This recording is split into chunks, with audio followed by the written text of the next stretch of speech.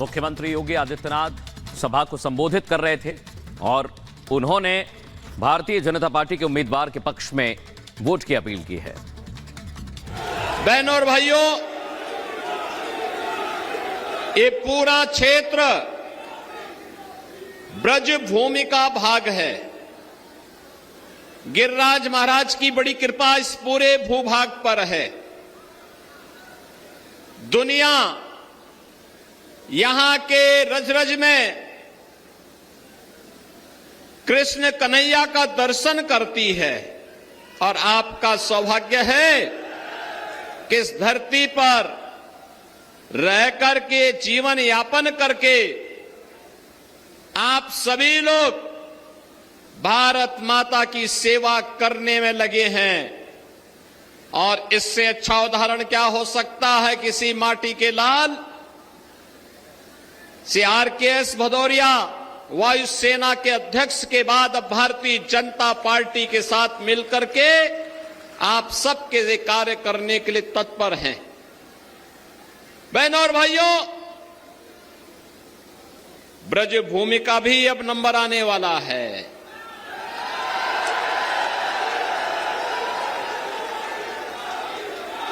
अयोध्या और काशी ने अपने लक्ष्यों को प्राप्त कर लिया है। अब तो बारी आप ही की है। अब विकास के लिए आपको कहीं कोई तरसाने की हिम्मत नहीं कर पाएगा, क्योंकि अब तो आगरा में भी आपका अपना एयरपोर्ट बन रहा है। आगरा भी गंगा जल का सेवन कर रहा है और हर घर नल की योजना भी लागू हो रही है। बहनों और भाइयों, मुझे बताइए, आपने रामनवमी के दिन देखा होगा भगवान राम का सूर्य तिलक हुआ था। देखा ना? देखा ना? देखो, एक तरफ कांग्रेस थी, समाजवादी पार्टी थी, बहुजन समाजवादी पार्टी थी। राम जन्मभूमि के लिए हमसे कहते थे क्या प्रमाण है कि राम का जन्म अयोध्या में हुआ, ये लोग बोलते थे। और इन दलों ने तब ये भी कहा था कि राम और कृष्ण तो हुए ही नहीं, जैसे कि इस सृष्टि के पहले कांग्रेस, सपा और बसपा ही पैदा हो गए थे, बाकी तो कोई हुआ ही नहीं था। ऐसा दिखाने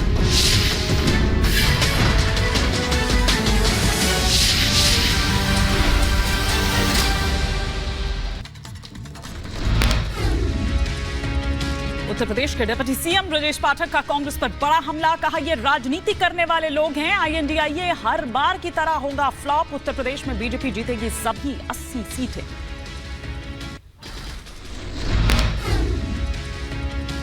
राजस्थान के पूर्व सीएम अशोक गहलोत का बीजेपी पर हमला। कहा पीएम मोदी और अमित शाह घबरा गए हैं, इसलिए बार बार कर रहे हैं राजस्थान का दौरा। राजस्थान में कांग्रेस एक तरफा जीतेगी। आतिशी सिंह ने ईडी पर लगाया आरोप। कहा बीजेपी का ईडी प्रशासन कोर्ट को कर रहा है गुमराह करने का काम। केजरीवाल के खिलाफ की जा रही है साजिश। गाजीपुर लैंडफिल साइट पर लगी आग पर आतिशी का बयान। कहा आग कैसे लगी इसकी होगी जांच। बीजेपी डेलीगेशन ने किया गाजीपुर लैंडफिल साइट का दौरा। बीजेपी प्रदेश अध्यक्ष वीरेंद्र सचदेवा भी रहे मौजूद। गाजीपुर लैंडफिल साइट पर लगी आग पर बीजेपी प्रदेश अध्यक्ष ने आम आदमी पार्टी पर बोला हमला। कहा आम आदमी पार्टी ने किए झूठे वायदे, यहां भ्रष्टाचार का खेल खेला जा रहा है। राजस्थान के टोंक से बीजेपी उम्मीदवार सुखबीर सिंह का बयान। कहा प्रधानमंत्री ने किया सभी को एकजुट। योजनाएं देश के घर घर तक पहुंच रही हैं। चुनाव को लेकर कार्यकर्ताओं में उत्साह। राजस्थान के टोंक से कांग्रेस उम्मीदवार हरीश चंद मीणा का बयान। कहा राष्ट्रीय मुद्दों पर चुनाव लड़ रही है कांग्रेस। सभी धर्मों और सभी जातियों की पार्टी है कांग्रेस।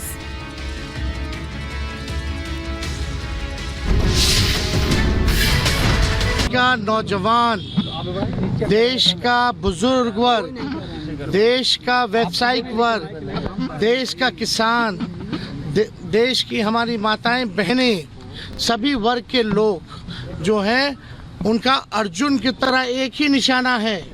वो निशाना गरीबी, महंगाई, बेरोजगारी और खराब अर्थव्यवस्था है और यही असल मुद्दा है। तो प्रधानमंत्री जी से हम यही अपील करेंगे कि आप बताइए आपने 10 साल में क्या किया और आपका बिहार के लिए, देश के लिए क्या विजन है।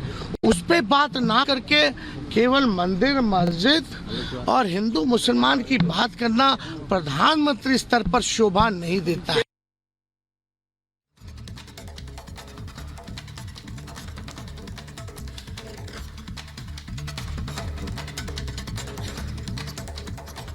तो तेजस्वी यादव को सुन रहे थे आप कि किस तरीके से अब इसको लेकर विवाद हो गया है। प्रधानमंत्री नरेंद्र मोदी ने भी इस पर कहा था। दरअसल इस विवाद में पूर्व प्रधानमंत्री मनमोहन सिंह के 9 दिसंबर 2006 का बयान एक बार फिर से सुर्खियां बटोर रहा है। मनमोहन सिंह ने कहा था कि संसाधनों पर अल्पसंख्यकों का पहला अधिकार है, खासकर मुस्लिमों का संसाधनों पर पहला हक होगा। ये मनमोहन सिंह ने कहा था। मुस्लिमों को भी विकास का पूरा फायदा मिले, सभी के लिए संसाधनों को उपलब्ध किया जाए, तो ये मनमोहन सिंह ने पहले कहा था। और इसी बीच आपको बता दें कि कांग्रेस सत्ता में आई तो सर्वे कराकर सोना और मंगलसूत्र तक छीन लेगी। कांग्रेस तुष्टीकरण की राजनीति कर रही है, ये सारे आरोप बीजेपी कांग्रेस पर लगा रही है। पहले कांग्रेस का मैनिफेस्टो और फिर राहुल गांधी के वित्तीय सर्वे वाला बयान। बीजेपी लगातार हमलावर है। रिपोर्ट आपको दिखाते हैं।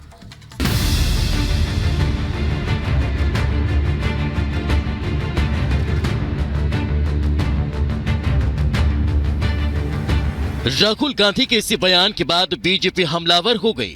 बीजेपी नेता एक के बाद एक सवाल उठा रहे हैं और सवाल कर रहे हैं कि आखिर राहुल गांधी देश में जातिवाद का जहर कब तक बांटेंगे। मैनिफेस्टो में हमने क्रांतिकारी काम करना है।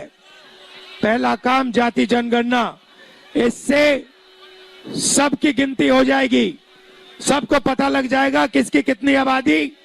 उसके बाद इकोनॉमिक सर्वे होगा, फाइनेंशियल सर्वे होगा, हिंदुस्तान की सब संस्थाओं का सर्वे होगा। सबको पता लग जाएगा हिंदुस्तान के धन में किसकी कितनी भागीदारी है। बीजेपी आईटी सेल के अध्यक्ष अमित मालवीय ने राहुल गांधी का एक वीडियो शेयर किया, जिसमें राहुल गांधी जातीय जनगणना से लेकर वित्तीय सर्वे की बात कर रहे हैं। सुनिए कैसे राहुल गांधी देश के धन पर भागीदारी की बात कर रहे हैं। मैं आपसे सिर्फ ये कह रहा हूं, आप जग जाओ। आपको लूटा जा रहा है, 24 घंटे आपको लूटा जा रहा है और आप देखते जा रहे हो। मैनिफेस्टो में हमने क्रांतिकारी काम करना है। पहला काम जाति जनगणना, इससे सबकी गिनती हो जाएगी, सबको पता लग जाएगा किसकी कितनी आबादी। उसके बाद इकोनॉमिक सर्वे होगा, फाइनेंशियल सर्वे होगा, हिंदुस्तान की सब संस्थाओं का सर्वे होगा। सबको पता लग जाएगा हिंदुस्तान के धन में किसकी कितनी भागीदारी है। लोकसभा चुनाव के लिए कांग्रेस ने जो घोषणा पत्र जारी किया, राहुल उसे लेकर क्रांतिकारी काम करने की अपील कर रहे हैं। बीजेपी का आरोप है कि कांग्रेस का ये घोषणा पत्र बिल्कुल वैसा ही है जैसा 1936 में मुस्लिम लीग ने जारी किया था। आगे डिटेल में घोषणा पत्र के बारे में बताएंगे, लेकिन इससे पहले सुनिए कैसे प्रधानमंत्री नरेंद्र मोदी ने राहुल के इस बयान पर राजस्थान में अटैक किया और इसे अर्बन नक्सल की सोच बताते हुए मंगलसूत्र तक छीन लेने का आरोप लगाया कि अगर कांग्रेस की सरकार बनेगी तो हरेक की प्रॉपर्टी का सर्वे किया जाएगा। हमारी बहनों के पास सोना कितना है उसकी जांच की जाएगी, उसका हिसाब लगाया जाएगा। उसका मंगलसूत्र वो एक सोने का कीमत का मुद्दा नहीं है, उसके जीवन के सपनों से जुड़ा हुआ है। तुम उसे छीनने की बात कर रहे हो अपने मैनिफेस्टो में। गोल्ड ले लेंगे, सबको वितरित करेंगे। और पहले जब उनकी सरकार थी उन्होंने कहा था कि देश की संपत्ति पर पहला अधिकार मुसलमानों का है। ये अर्बन नक्सल की सोच, मेरी माताओं बहनों, ये आपका मंगलसूत्र भी बचने नहीं देंगे। पीएम मोदी ने अपने भाषण में मनमोहन सिंह की उस टिप्पणी का जिक्र किया जिसमें उन्होंने देश की संपत्ति पर पहला हक मुसलमानों का बताया था। मनमोहन सिंह ने दिसंबर 2006 में कहा था कि समाज के सभी पिछड़े और अल्पसंख्यक वर्ग, विशेषकर मुसलमानों को विकास के लाभ में बराबर की हिस्सेदारी सुनिश्चित करने के लिए उनका सशक्तिकरण किए जाने की जरूरत है। देश के संसाधनों पर पहला हक उन्हीं का है। बीजेपी कांग्रेस के घोषणा पत्र की तुलना इसलिए मुस्लिम लीग से कर रही है क्योंकि 1936 में मुस्लिम लीग के घोषणा पत्र में मुस्लिमों के लिए शरिया पर्सनल लॉ की रक्षा की बात की गई थी और कांग्रेस ने अल्पसंख्यकों के लिए पर्सनल लॉ का वादा किया है।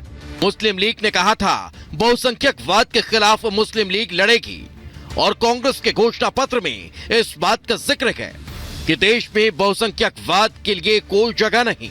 इतना कि नहीं, मुस्लिम लीग ने मुसलमानों के लिए अलग स्कॉलरशिप, नौकरी के लिए संघर्ष का वादा किया था और कांग्रेस वादा कर रही है कि मुस्लिम छात्रों को विदेश में पढ़ाई के लिए स्कॉलरशिप सुनिश्चित करेंगे। खुद प्रधानमंत्री नरेंद्र मोदी ने कांग्रेस के मैनिफेस्टो को मुस्लिम लीग की छाप बताया था। अब राहुल के वित्तीय सर्वे की बात पर पीएम मोदी हमला करते हुए आरोप लगा रहे हैं कि अगर कांग्रेस सत्ता में आई तो वो लोगों की संपत्ति घुसपैठियों और ज्यादा बच्चे वाले लोगों को बांट देगी। ये संपत्ति इकट्ठी करके किसको बांटेंगे? जिनके ज्यादा बच्चे हैं उनको बांटेंगे, घुसपैठियों को बांटेंगे। क्या आपकी मेहनत की कमाई का पैसा घुसपैठियों को दिया जाएगा? आपको मंजूर है? ये कांग्रेस का मैनिफेस्टो कह रहा है कि वो माताओं बहनों का सोने का हिसाब करेंगे, उसकी जड़ती करेंगे, जानकारी लेंगे और फिर उस संपत्ति को बांट देंगे। बीजेपी कह रही है कि कांग्रेस को चुनाव में इसका खामियाजा भुगतना पड़ेगा, लेकिन कांग्रेस कह रही है कि बीजेपी इसे लेकर बेवजह का तूल दे रही है। ये दुखद है। कांग्रेस पार्टी के इस स्टैंड की हम निंदा करते हैं। आने वाले दिनों में कांग्रेस को इससे खामियाजा भुगतना पड़ेगा।